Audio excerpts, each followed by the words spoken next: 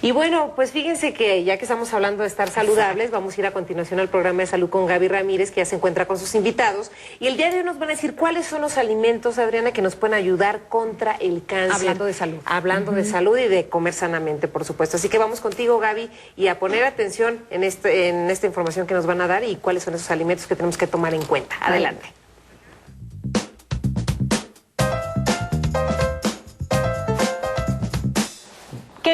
Qué gusto tenerte aquí en tu espacio de salud. El día de hoy que vamos a estar hablando sobre alimentos contra el cáncer. Es impresionante percatarnos que de algo tan cotidiano como el hábito de alimentarnos, desayuno, comida y cena, nosotros podemos crear salud o podemos detonar enfermedades. Precisamente de esto vamos a hablar de hoy, específicamente de la asociación que hay con el cáncer. Pero ¿qué te parece antes de comenzar con el tema? Vemos la siguiente cápsula.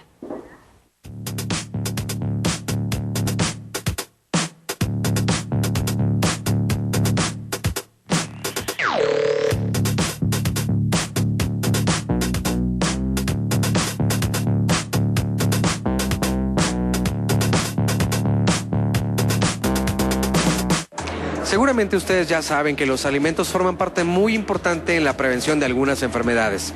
Pero ¿qué pensarían si les dijera que la dieta es la responsable de una parte muy relevante de los cánceres humanos? De hecho, entre el 30 o el 40% de los casos se podrían evitar si nosotros tuviéramos un régimen alimentario adecuado. Pero ¿qué hace al respecto de todo esto la gente normalmente?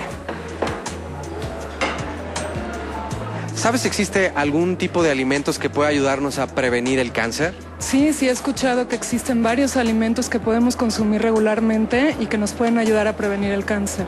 ¿Cómo cuáles? Por ejemplo, el brócoli, la guanábana, tomar alpiste, leche de alpiste, ¿qué otra cosa? Los ejotes. En realidad todo lo que es verdura verde sirve para prevenir el cáncer. ¿Y qué tanto lo acostumbramos en nuestra dieta? Como mexicanos, ¿sí somos muy afectos a ellos? Pues mira, yo creo que depende de los hábitos de cada persona, pero creo que cada vez está habiendo mayor conciencia en el consumo de este tipo de alimentos, entendiendo de que hay unos que causan más problemas y otros previenen. Entonces sí, todavía como que estamos en ese proceso. La verdad es que cuando comes bien, inmediatamente empiezas a sentirte mejor, duermes mejor, tu cuerpo, tu cara, todo se ve mejor. O sea, sí se ven resultados, no internos, pero sí externos. Entonces, sí, yo sí estoy muy convencida de que vale la pena comer sano. ¿Y conoces algún caso de una persona que haya sido diagnosticada con cáncer, indistintamente qué parte del cuerpo, y que la alimentación le haya ayudado? Pues sí, varias personas que sí tenían tumores y bajaron de tamaño por consumir este tipo de alimentos. De que se hayan curado realmente por la comida, no sé, pero de que les ayudó en su calidad de vida, de que les ayudó a reducir, sí.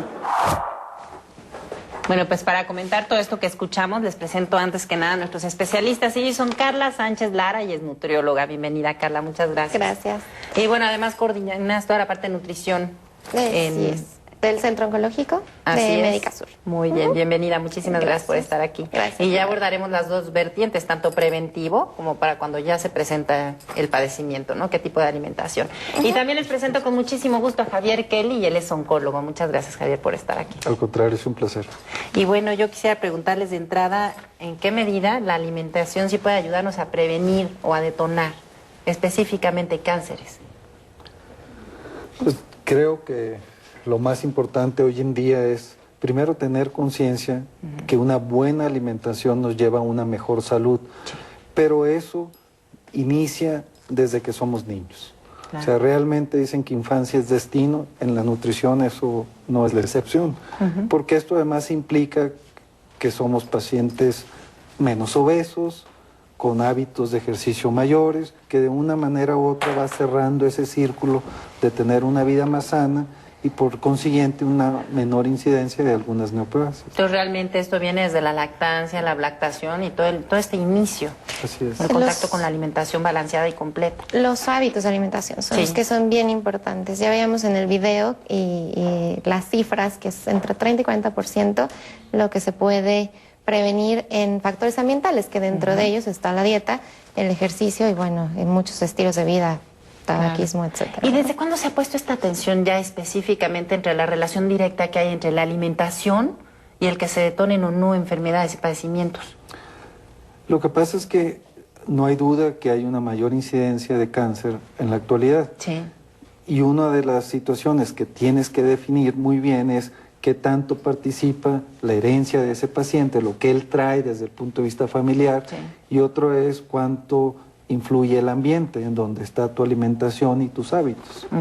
Sí, que ahí es donde nosotros podemos hacer muchísimo. Pero ¿qué tal estas familias que dicen, bueno, pues si antes no se sabía nada y no nos enfermábamos de nada? Claro. Y entonces como que se resisten un poco, ¿no? A los buenos hábitos que actualmente se conocen como que te pueden ayudar. Por ejemplo, ¿qué tipo de alimentos específicamente podrían ayudarnos a evitar?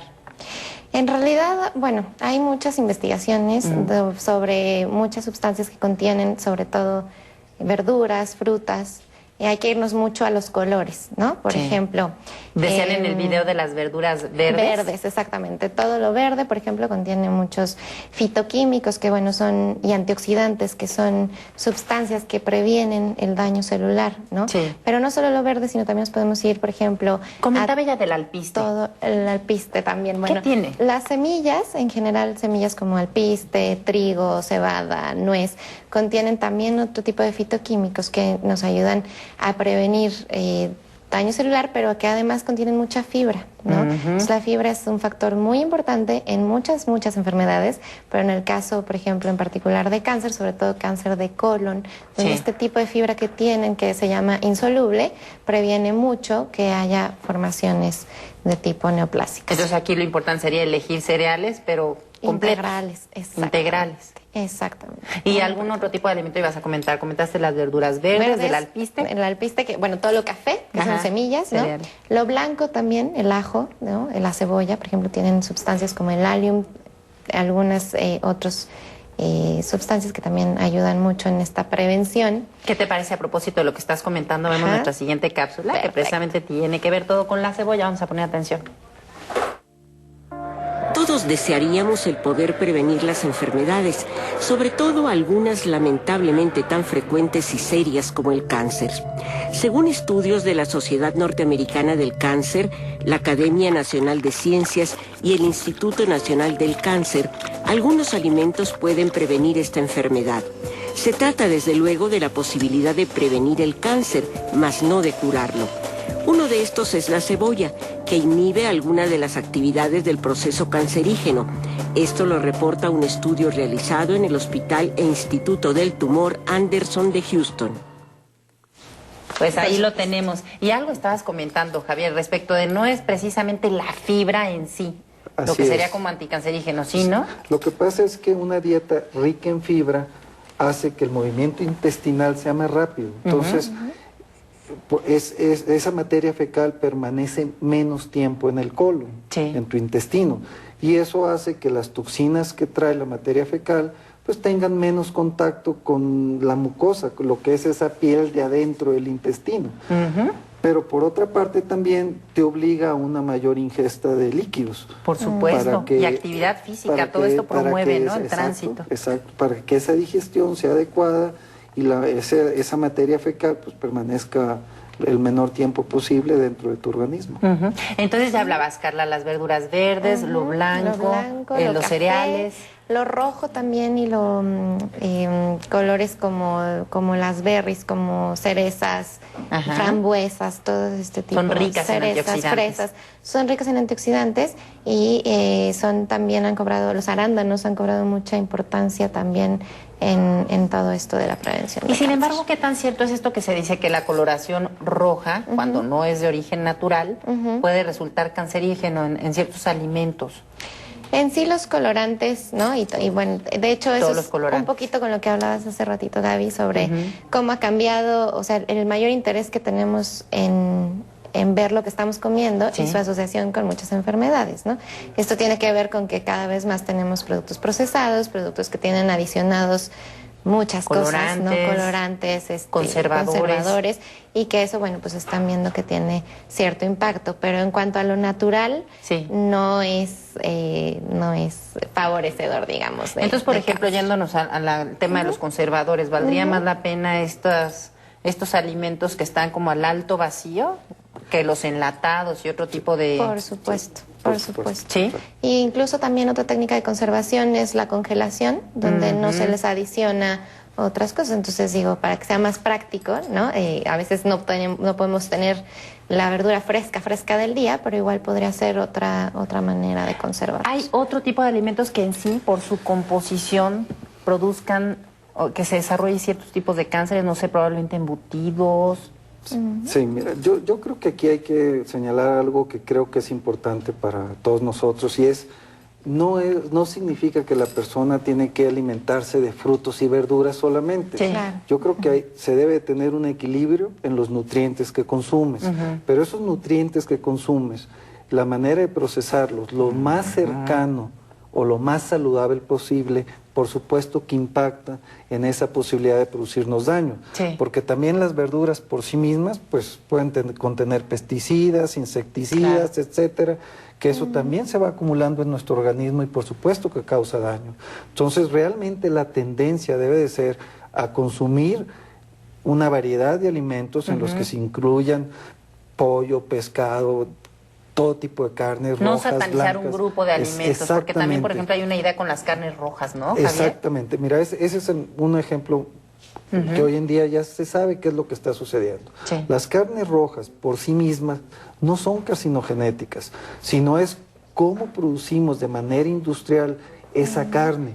La mayoría de esas carnes tienen anabólicos, que esos condicionan el crecimiento tumoral, la manera en que las preparamos, realmente las carnes, la manera en que las cocinamos, que las freímos, eso es lo que hace que se produzcan sustancias que son esas sustancias las que te condicionan el daño. Entonces yo sí creo que es muy importante tener conciencia de que nuestro organismo, así como requiere antioxidantes, pues requiere de grasas, requiere de proteínas, que dependerá del grupo de alimentos los que tendrán mayor o menor contenido de cada uno de los nutrientes que requerimos. Pero y sin embargo, entonces hay otras formas de proteína, de ingerir proteína que no pase por todos estos procesos que comentas. No es la carne en sí, pero es la forma en la que se produce, ¿no? Claro, En la que se alimentan, etcétera. ¿Qué proteína sería la más recomendable en todo caso, como para probablemente consumir una mínima cantidad de estas carnes rojas o cierta cantidad que ya nos irás diciendo, Carla?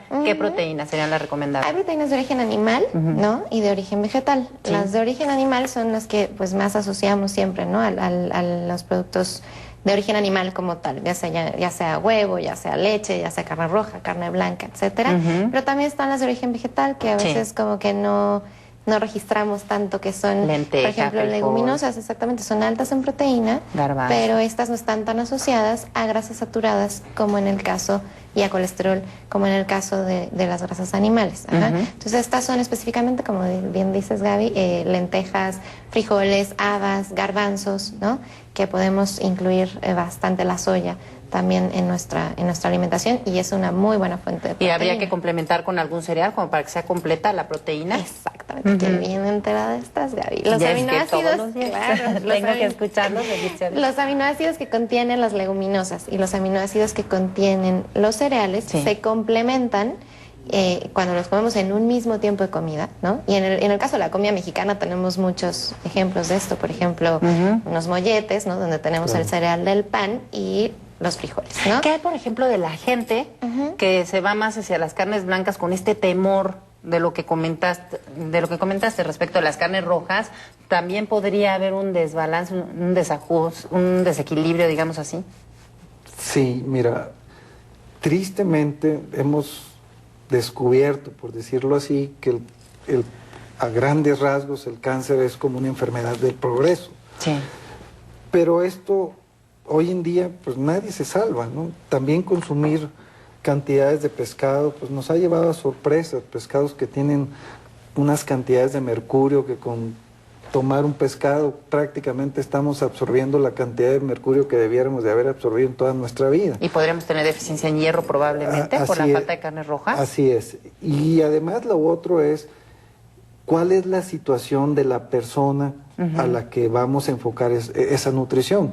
Porque no es lo mismo los requerimientos de un paciente sano, claro, que tiene una actividad física pues moderada o un poco sedentaria, al deportista, al paciente con cáncer. ¿Qué te parece si con esto nos quedamos, Javier? Es hora de irnos a una pequeña pausa, pero retomamos esto, diferentes pacientes, qué tipo de alimentación es recomendada para cada uno de ellos. Y bueno, quédate con nosotros, si tienes cualquier duda, comunícate y nosotros volvemos en un momentito.